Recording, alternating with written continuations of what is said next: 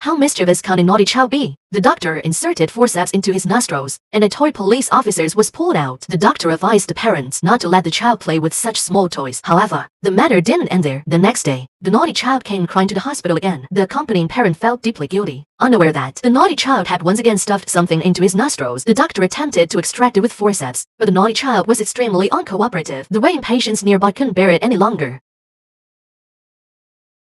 The naughty child was startled and immediately became quiet. The doctor quickly inserted the forceps into the nostrils, and the next moment, a firefighter was pulled out. This surprised everyone present greatly. Why was the naughty child so persistent in putting toys into his nostrils? Perhaps it was just for fun, but no one expected that on the third day, the parent brought the child to the hospital again, saying they had been extremely careful this time, absolutely not allowing him to play with small toys. However, as soon as the words were spoken, a fire truck was extracted from the nostrils. This infuriated the nearby parent, thinking that the child must not be very bright, deciding to get another child, but the doctor felt it might not be that simple. Looking at the police officers, firefighter, and fire truck on the table, the doctor made a bold guess. He took out an electronic suction device from the cabinet, and after a simple performance test, he instructed the parent to hold the child tight and slowly brought the suction device close to his nostrils. Sure enough, a big iron cat was sucked out. Only then did they understand why the naughty child was so persistent in stuffing toys into his nostrils. It turned out he was just trying to rescue this cat. He had dispatched the police officers, firefighter, and fire truck separately. It seems this child isn't foolish at all. He should be nurtured well. He might become a genius in the future. And then returned home from work and found his wife still asleep. He pulled back the curtains, intending to wake up his gentle and virtuous wife, but unexpectedly,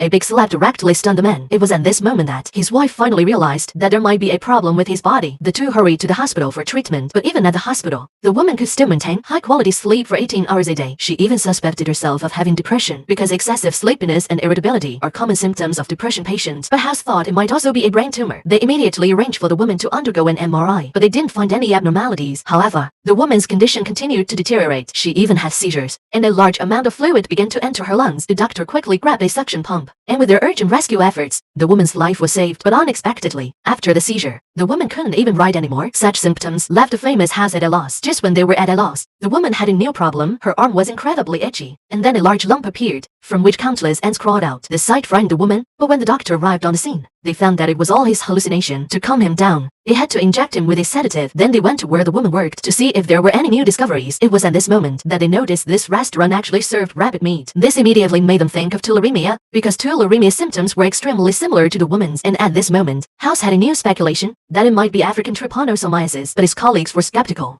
It's impossible for him to have African trypanosomiasis, but House immediately opposed, stating that all diseases transmitted through blood can also be transmitted sexually. In other words, one of the spouses may have betrayed the other. Even though the doctor warned them that concealing the truth could result in death, they insisted they had never betrayed each other. So, African trypanosomiasis could be completely ruled out. The doctor immediately treated the woman for tularemia, but after chloramphenicol injection, the woman's consciousness began to blur and soon fell into a coma. This meant she didn't have tularemia at all. Fortunately, the woman's life was not in danger at the moment. They immediately began treating her for African trypanosomiasis. Meanwhile, the husband was in a dilemma. On one hand, he hoped his wife would never wake up, because if his condition improved, it would mean his wife had definitely betrayed him. On the other hand, he deeply loved his wife. Soon, the treatment began to take effect, and the woman gradually regained consciousness. At this moment, the man felt both happy and sad. But as the woman's condition improved, the man packed his bags to say goodbye. Although they still loved each other deeply, they couldn't overcome the obstacle in their hearts. One wonders if the tearful wife regretted at that moment. There was a strange patient in the hospital. His entire body was yellow, looking like a giant orange. House smiled slightly, as he immediately understood the cause. Isn't it obvious? He must have eaten too many carrots and vitamins. But what puzzled House was not the man's appearance, but the fact that even though he looked like that, his wife didn't seem to care at all. Isn't it obvious that something is wrong? Before leaving, House reminded him to find a lawyer in advance. He looked at the ring on his finger, seeming to understand something. A few days later, the man returned to the hospital, but his ring was nowhere to be found. The next patient was even more bizarre. He claimed he felt his joints loosen recently, sometimes accompanied by nausea. He ran a marathon of 10 miles every day but couldn't lose weight. Dr. House speculated that he might have parasites in his body, which made him feel extremely nauseous. He had the girl lie down and lifted her clothes, then performed an ultrasound. It turned out the girl had a 4-month-old baby in her belly, and what House referred to as parasites was the baby. Upon hearing this, the girl was extremely surprised, because she was using an implanted contraceptive rod and shouldn't have been pregnant. But it was too late to say anything now. House suggested she get a checkup because in another 5 months, the due date would arrive. However, the girl couldn't be happy because 4 months ago, she had a big fight with her husband and, feeling upset, had confided in her ex-boyfriend.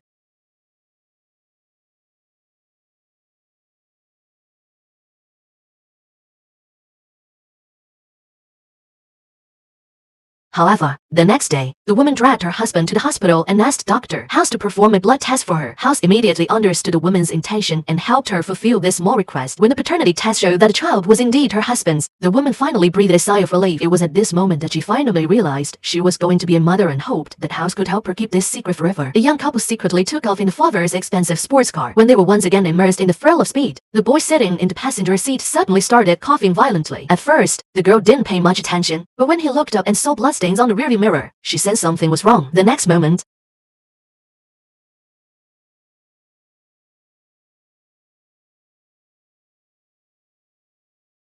but they hadn't expected to escape unscathed.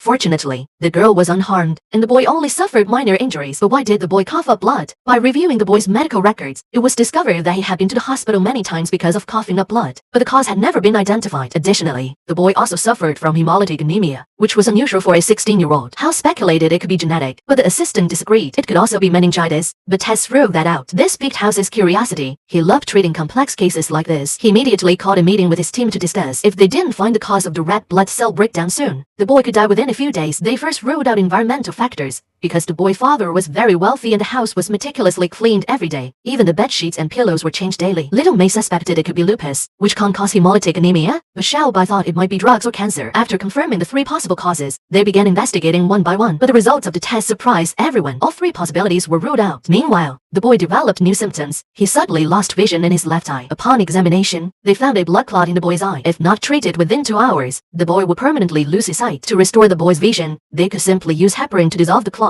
But the problem was that the boy had internal bleeding, so they couldn't use anticoagulants on him. At this moment, House came up with a solution. They used a needle to extract a certain amount of vitreous humor from the boy's eye, causing the retinal arteries to dilate, and then the clot began to flow on its own. With this operation, the boy successfully regained his vision, and his girlfriend was happy for him. However, just as everything seemed to be going well, the boy suddenly started vomiting violently. The doctors rushed him to the intensive care unit because his liver was failing. If the cause wasn't found soon, the boy would have no way out. At this point, House thought it could also be a very rare form of hepatitis. Although the probability was low, it couldn't be completely ruled out. To verify his guess, they decided to give the boy a small dose of methylprednisolone. But before the doctor could administer the medication, the boy began to hallucinate and kept calling out the name Zhu Laoshi. After finally calming him down, they lifted the covers and found that the boy was experiencing severe rectal bleeding. This meant that the boy's condition was deteriorating rapidly, and all they could do now was to perform a liver transplant. But suddenly, House ran over and asked who Zhu Haoxi was. The boy's father said it was a cat they had at home, which had died recently. At this moment, the boy's girlfriend provided important information, saying the boy would sleep with the cat every night. This made House realize something. He immediately arranged for two assistants to dig up the cat's body. After dissecting it, House found termites inside the cat's body. He rushed into the operating room, waking up the transplant surgery, saying he had found the cause. In fact, the boy had acute camphor poisoning. Termites produce large amounts of camphor to protect their nests, and it was likely that the boy's home was infested with termites. However, the doctors still couldn't fully believe House based on this alone, so they asked the nurse to call security. With no other choice, House resorted to thuggery.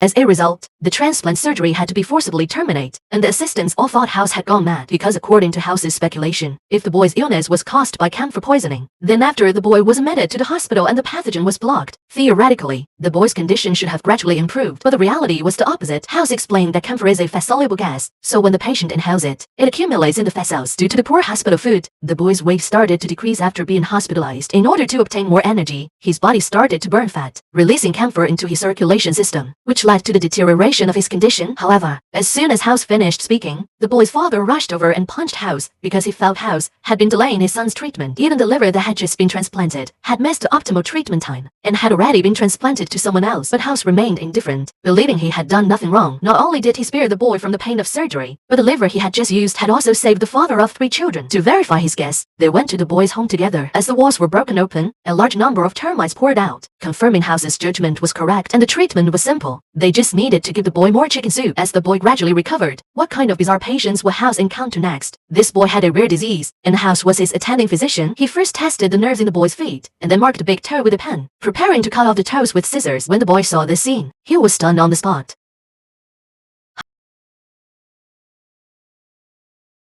However, all of this was just the boy's dream. His brainwaves also indicated that the boy's illness was not simple. Just a few days ago, the boy was knocked down on the playground and lost consciousness immediately. His parents hurriedly brought him to the hospital, thinking it was just a mild concussion. However, an involuntary leg twitch by the boy caught Dr. House's attention immediately, because such phenomenon usually occurs during sleep due to decreased breathing rate, a reflex action by the brain to awaken the body. In simple terms, the boy couldn't sleep at all. He was in a constant state of excitement. Dr. House immediately arranged for the boy to be hospitalized. They first conducted an MRI, cord scan, and blood tests, all of which showed normal results. Dr. House believed they should start with the boy's family genetic history, but his assistant found no evidence of any genetic diseases. Dr. House suspected whether the boy's parents were his biological parents, as about 30% of fathers unknowingly raise someone else's child. However, the assistant disagreed, noting that during the boy's examination, they found a small black spot in his eyes, just like his father's. This tiny detail confirmed their biological relationship. After a day of examination, they suspected the boy might have multiple sclerosis. If treated immediately, he might live for another 5 years, but the rest of his days would likely be spent in a wheelchair. Hearing this, the family fell into despair. However, that night, the boy disappeared from his hospital bed. They searched the hospital but found no trace of him. Dr. House suspected the boy might have sleepwalked, and indeed, the boy had found himself on a playground, perhaps unaware that he was actually on the hospital rooftop. Just in time, the doctors arrived and saved him. This incident overturned Dr. House's previous assumptions because the boy showed different symptoms. The female assistant suspected it might be neurosyphilis, considering the boy's age and lifestyle. But when they treated him with penicillin, the boy experienced the nighttime symptoms again. They had to start over. After ruling out all possible diseases, they returned to the possibility of a genetic disease. By chance, Dr. House obtained a cup used by the boy's parents and found out through testing that they were not his biological parents. This angered Dr. House greatly because their lie had misled him from the start. Upon questioning, they admitted to adopting the boy when he was 2 weeks old. If his birth mother hadn't been vaccinated, the baby could have contracted the measles virus, which might have mutated and hidden in his brain. With the true cause identified, they quickly treated the boy, and the surgery went smoothly. They believed he would soon return to his normal life. However, Dr. House was called to the dean's office. Although he successfully cured the boy, he would have to pay for conducting DNA testing on the boy's parents without authorization, which left Dr. House feeling frustrated. Meanwhile, a man kissed the floor fervently, alarming a nearby little girl, who was curious about his strange behavior. Just 2 days before, their teacher suddenly became unable to speak during class. Her tongue stiffened, and she collapsed. Convulsing, she was quickly taken to the hospital, where tests revealed that she not only couldn't speak, but was also experiencing cognitive decline. All doctors diagnosed her symptoms as indicative of a brain tumor, but Dr. House disagreed. However, he couldn't pinpoint what was wrong. To be safe, they decided to conduct an MRI on the girl. As she was being scanned, something unexpected happened, and they had to rush her out. She was pale and not breathing. They attempted to ventilate her, but found her throat closed. They had to perform a tracheotomy to save her life. This incident puzzled Dr. House greatly. Without a brain scan, they couldn't rule out the possibility of a tumor. Dr. House speculated it might be cerebral vasculitis, but the assistant immediately disagreed, as it's extremely rare for someone of her age to develop it. Dr. House, however, believed anything was possible, and the symptoms matched. If injecting steroids improved her condition, it would prove his theory. This idea left the girl bewildered because moments before, she had been told she had a brain tumor, but since she couldn't undergo an MRI, they had no other options. Luckily, after the steroid injection, her condition improved, confirming Dr. House's theory. However, no one anticipated the violent seizures she experienced that night, with her EEG reaching its peak after a night of intensive care. Though the girl survived, her intelligence testing fluctuated between that of an infant and an adult, perplexing the doctors. Unable to understand, Dr. House suggested halting all treatment and searching for the cause of her illness at her home and workplace. So, the assistant went to the school to check for mold on the floors but found nothing. Next, they rushed to the girl's home but found no traces. Hungry, the assistant found some ham in the fridge, but it was this ham that revealed the true cause of the illness. There's a parasite in pork called trichinella. If pork isn't cooked properly, the larvae can't enter the digestive system. They can't lay 30,000 eggs a day, spreading throughout the body via the bloodstream, and the immune system won't reject them. They immediately x-rayed the girl's legs because trichinella larvae like to inhabit thigh muscles. As expected, they found trichinella on her legs, but there might be more in her brain. The treatment was simple: 2 doses of deworming medicine daily for a month, and she would fully recover. This incident reminds us always to cook food thoroughly, lest parasites wreak havoc on our bodies.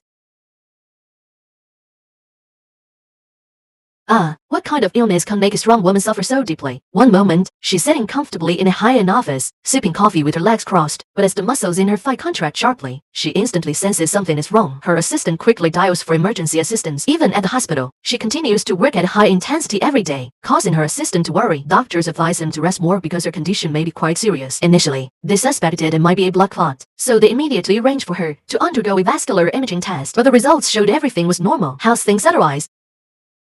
it could be cancer. So, they immediately sought out an oncologist to conduct a colonoscopy for the woman. But upon hearing about the colonoscopy, she immediately refused it because she couldn't bear the pain, but because she didn't want to undergo the examination naked, which would make her feel immensely embarrassed. Hearing this, House had a suspicion that the woman might have psychological issues. So, one night, he quietly entered her room and found large scars on her body, indicating a possible tendency towards self-harm. After questioning, the woman finally revealed the truth. She not only suffered from depression but also had a severe eating disorder. To maintain a good figure, she would use medication to induce vomiting every day, which caused significant harm to her body. The prolonged use of this medication could lead to muscle damage at best and heart failure at worst. The woman's current condition was dire. They conducted a thoracentesis on her, revealing severe heart failure. Immediate heart transplant surgery was needed. Now, a huge dilemma faced House. If he disclosed the woman's self-harming tendency to the committee, he would be removed from the waiting list. But if he didn't, and it was later discovered, he would lose his medical license. He hoped the woman could give him a compelling reason to disclose.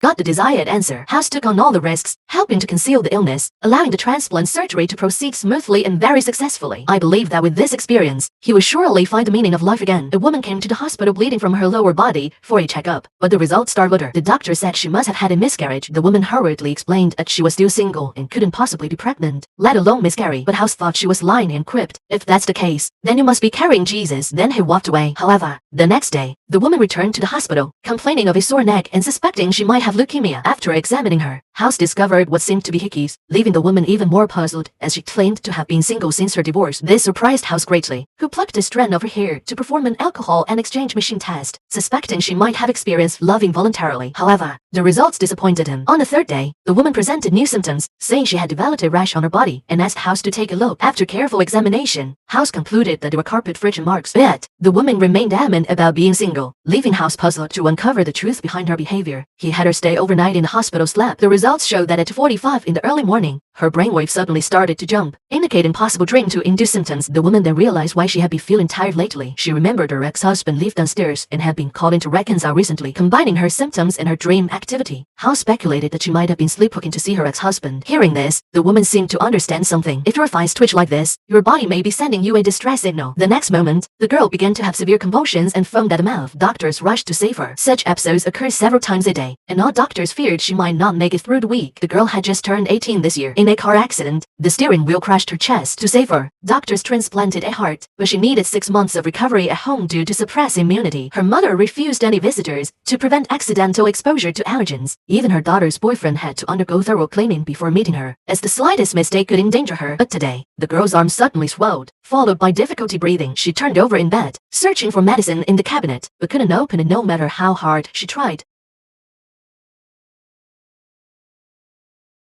The panicked boyfriend picked up the medicine from the ground, but didn't know how to use it. Just as things were about to come to a head, the mother, alerted by the commotion, rushed over in a hurry.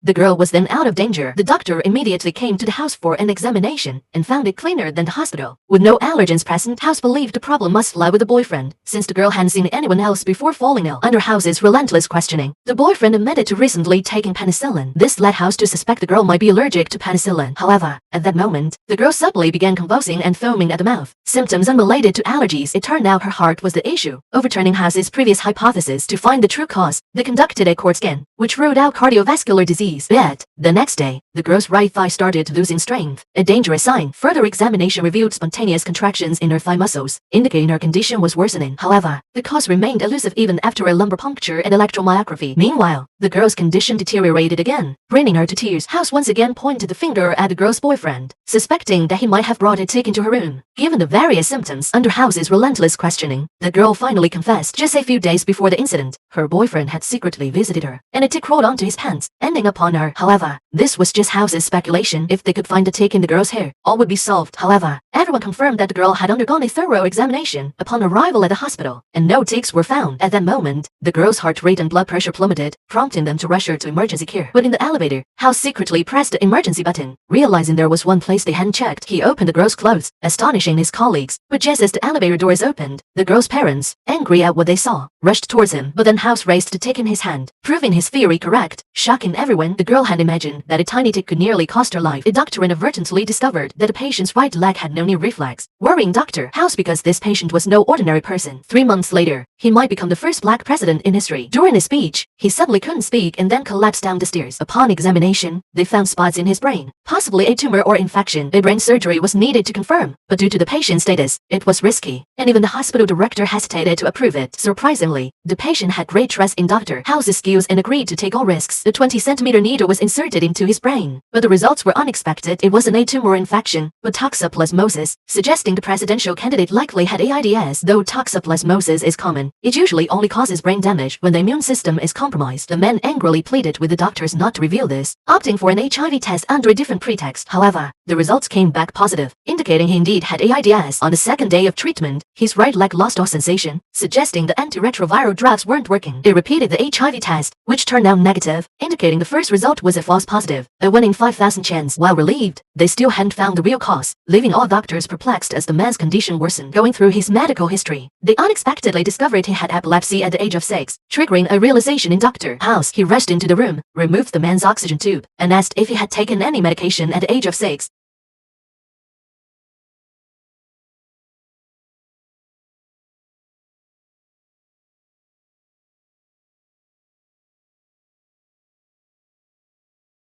And this is the real problem. Due to the man having epilepsy and taking phenytoin, the medication interacted with the ep virus in his body, this triggering an immune deficiency disease. This caused his body to be unable to produce enough antibodies. As for why symptoms only appeared now, it's likely that the stress from the convulsions was too much for him. Once the true cause was identified, the treatment became simple. They immediately injected the man with immunoglobulin, and within a day he returned to normal. His right leg also regained knee-jerk reflex. When asked why he decided to run for election, he responded like this.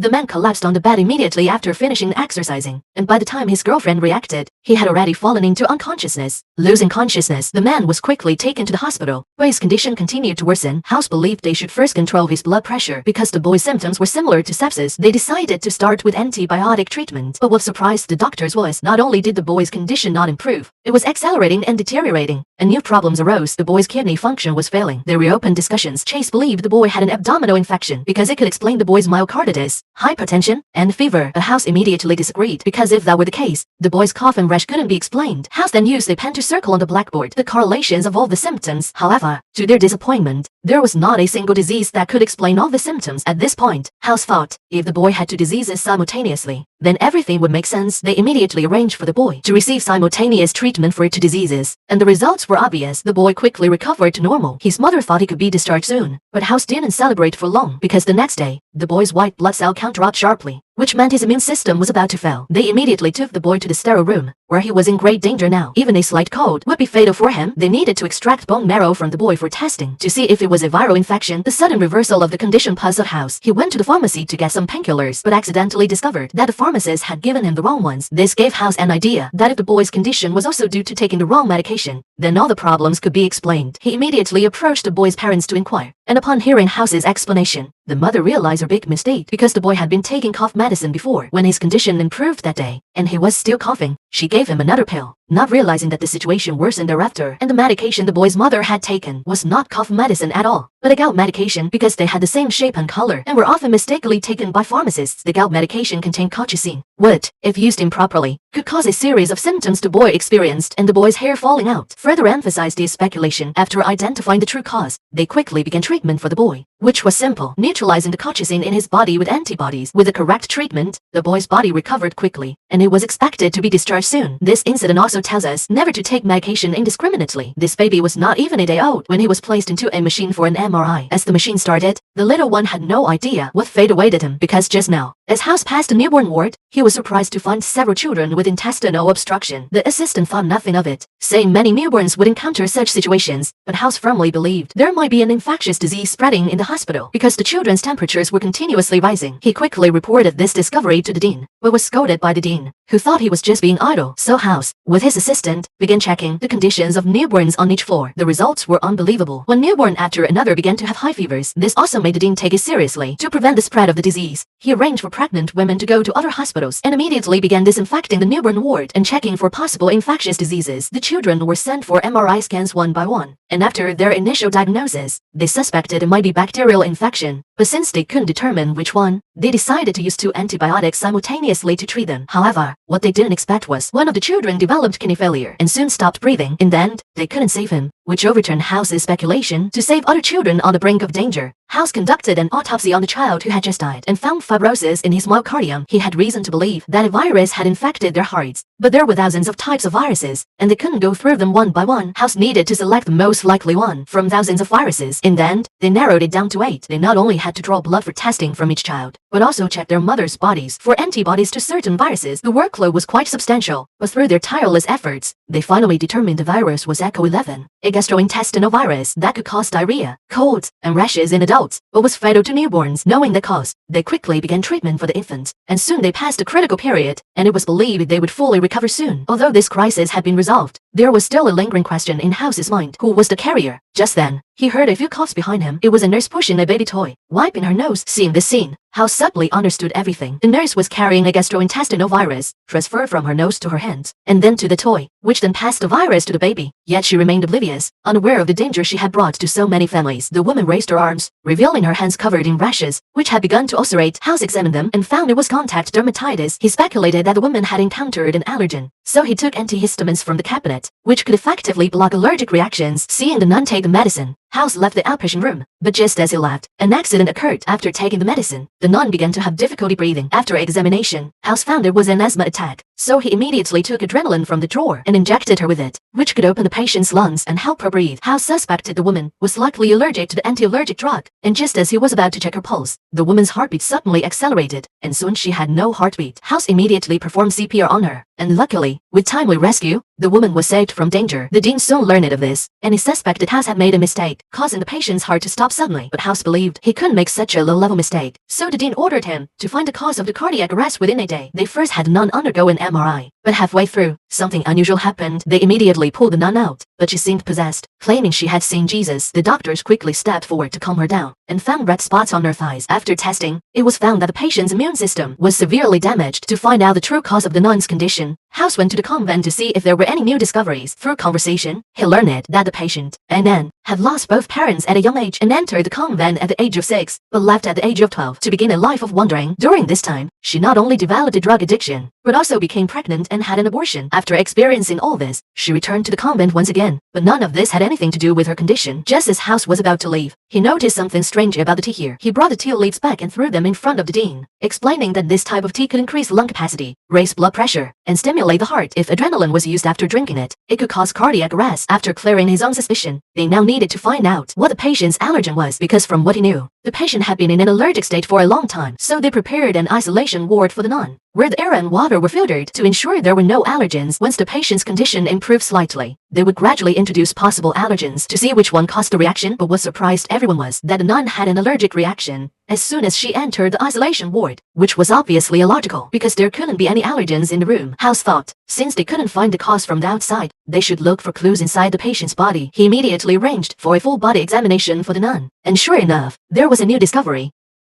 Inside the nun's body, they found a copper intrauterine device IUD, and the patient happened to be allergic to copper. The nun finally realized no wonder she had been in an allergic state ever since she got the IUD at the age of 15. It had been a full 20 years. She had never thought the real reason was inside her own body.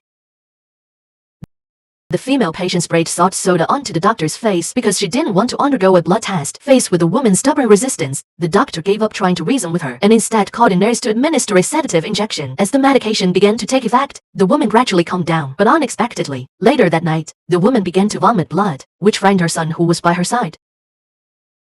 After testing, it was found that the woman's clotting time was prolonged, which made them first think she might have vitamin K deficiency. Without vitamin K-C in the body, proteins cannot function properly, resulting in both bleeding and clotting occurring simultaneously. This also explained why the woman had blood clots. However, the assistant also suggested it could be due to alcohol because her son often gave her alcohol. Alcohol could cause difficulty in movement, leading to venous thrombosis, as well as liver cirrhosis, which could also explain the excessive bleeding and prolonged clotting time. To figure out the real cause, the two assistants easily opened the door to her house with a bank card and finally found a problem in the refrigerator. It turned out that her 3 meals a day were all hamburgers. This directly confirmed the assistant's speculation. Although hamburgers can't provide enough calories and protein and contain vitamins A and C, they lack vitamin K. However, the two assistants still felt something was wrong. Why did she experience excessive bleeding? After being injected with a sedative, they decided to perform an ultrasound. What they found was shocking. There was a tumor in the woman's abdomen with a diameter of 5 centimeters. If not removed, she would die of liver failure in 2 months. However, 5 centimeters exceeded the safety margin for surgery. To deceive the lead surgeon, House came up with a solution. They injected 95% concentration ethanol into the tumor, causing the tumor cells to dehydrate and shrink, successfully bringing it within the safety margin. The surgery proceeded smoothly. Unfortunately, the outcome was very successful, but the lead surgeon was furious when he discovered that the tumor had shrunk, as if it had been soaked in alcohol. This was clearly a trick by House. Meanwhile, House noticed that the woman's body would experience brief seizures. He once suspected he might have schizophrenia because he often experienced restlessness, depression, hallucinations, and delusions, but House believed there was another possibility. He asked the assistant to bring an ophthalmoscope because he suspected she might also have Wilson's disease, a genetic disorder where too much copper accumulates in the body. If true, there would be a copper-colored ring around the cornea. As House expected, the woman indeed had a genetic disorder. The miraculous doctor had cured 3 diseases for the woman in one go. What strange patients would he encounter next? As a boy lying on a hospital bed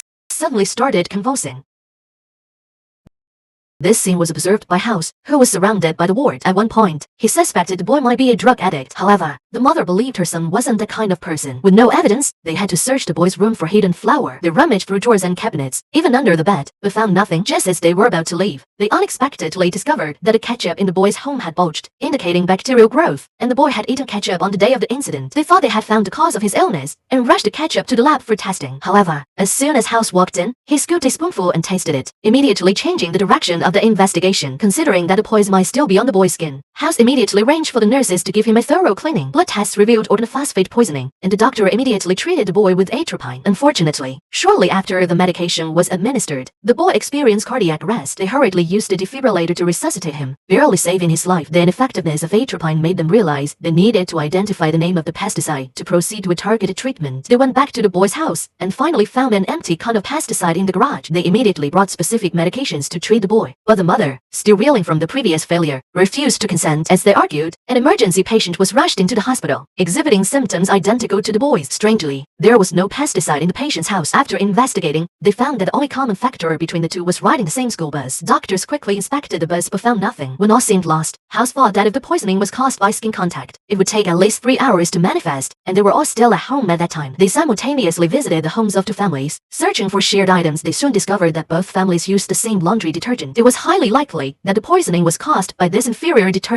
However, the boy's mother insisted that his clothes were all new and had not been washed, further complicating the situation. When at a loss, House suddenly thought about whether the other boy's clothes were also new. They quickly went to the utility room and found the clothes of both boys, astonished to find they were from the same brand. Samples were taken from their clothes, revealing a chemical called methylparathene. It turned out both had bought clothes from the same truck, whose owner also worked in the fields, leading to pesticide contamination. House immediately administered specific enzymes to treat the boys. The medication quickly took effect, and both boys finally regained consciousness after being comatose. This incident taught them that even newly bought clothes must be washed before wearing. A person can't be so desperate that they'd ask a doctor to remove their oxygen tube. Such was the case for a local musician who, diagnosed with ALS a year ago, saw his music dreams shattered. For him, music was life, and if he couldn't pursue it, he'd rather choose death. He sought help from the famous House, hoping for a miracle. Unfortunately, under their care, his condition not only failed to improve but worsened gradually. With no hope left, he signed a DNR do not resuscitate order. However, on that very day, his condition deteriorated again. Since he had signed the DNR, the doctors couldn't intervene. Hearing the news, House rushed in and, disregarding everyone's objections, immediately performed CPR on the man. Despite colleagues' desperate pleas, House persisted. With his efforts, the man's life was saved. But the next day, the man sued House for going against his wishes. However, House, being clever, demanded to confront the plaintiff in court. This bold move impressed the judge, especially seeing the plaintiff lying in a hospital bed with tubes inserted, indicating the House could treat him openly. Surprisingly, the plaintiff's lawyer withdrew all charges and even requested the removal of his oxygen tube. In his final moments, bidding farewell to his wife, the man man's oxygen tube was removed, witnessed by House, who could only watch as death approached unexpectedly. At that moment, something miraculous happened. The man's blood oxygen level returned to normal. Baffling all the doctors, this meant their initial diagnosis might have been wrong. House promptly arranged for a cerebral angiography and found a clot in the brain, suggesting that his paralysis might not be due to ALS. With renewed hope, they removed the clot, and the man's hands regained the sensation, though his legs remained unresponsive. A subsequent MRI revealed a vascular malformation compressing the spine, causing paralysis. It went unnoticed before due to inflammation. House's accidental use of steroids happened to reduce inflammation, revealing the true cause of the paralysis. With their treatment, the man recovered rapidly. Walking within a week upon discharge, he gifted his beloved musical instrument to House, grateful for helping revive his musical dreams. A girl found a strange bottle in the sea, containing something inside. As she prepared to open it, the glass bottle hit an iron plate, scratching her hand and spilling its contents. Unaware of the severity, the family didn't pay much attention. Just a day later, the girl was rushed to the hospital with a high fever and vomiting, and the entire family was quarantined. House suspected she might have contracted smallpox, as symptoms appeared. However, smallpox had been eradicated 30 years ago, which seemed improbable to colleagues. Yet, House's investigation revealed the bottle came from a ship 200 years ago, carrying African slaves. Unfortunately, someone on board had smallpox, and the virus survived due to the sealed environment. The hospital was sealed off, and CDC personnel arrived. However, House noticed a rash under the girl's armpit. Inconsistent with smallpox symptoms, they speculated it might be an allergic reaction and needed a DNA test for confirmation, which would take 18 hours. In the meantime, House found the ship captain's journal online and contacted a translator. The journal revealed only the African slaves were infected with the disease, transmitted through the air, posing a risk to everyone. Thus, smallpox seemed unlikely. However, a new complication arose when the girl's father exhibited red eyes, headaches, and nosebleeds, symptoms of smallpox. He rapidly deteriorated, developing boils, confirming smallpox infection. They isolated him, but the mystery remained. Why didn't the girl show symptoms consistent with smallpox? And how did her father become infected? House remembered the father's past battle with kidney cancer, which had now recurred, causing blood in his urine. This cancer recurrence compromised his immune system, making him susceptible to smallpox. Since the man had received the smallpox vaccine, his body could only partially resist the virus. Despite similar symptoms, the virus was only half as potent. If House's hypothesis was correct, administering interferon to the man should have no adverse effects. However, CDC officials insisted on waiting for the girl's DNA test results. House, unwilling to wait, entered the quarantine room without protective gear and injected interferon into the man. Unfortunately, the treatment failed, and the man soon passed away. Now, House faced the risk of infection himself, and CDC officials hesitated to release him. Helpless, House could only wait for his fate. Fortunately, his colleagues discovered vital information from the ship's captain's journal, revealing the real cause. The ship had a roam problem, so the captain kept a cat. However, the cat soon started shedding fur and died, indicating a viral infection. Unlike smallpox, which can survive outside a host, this virus, called cowpox, could cause a less severe disease, characterized by crusty scabs. Examining the man, they found scabs, confirming cowpox. This meant the girl could be cured with doxycycline. With the hospital's lockdown lifted, the crisis was averted, but the family lost a loved one forever. Herzebawi secretly played a spiritual game. The small wooden block indeed began to move uncontrollably,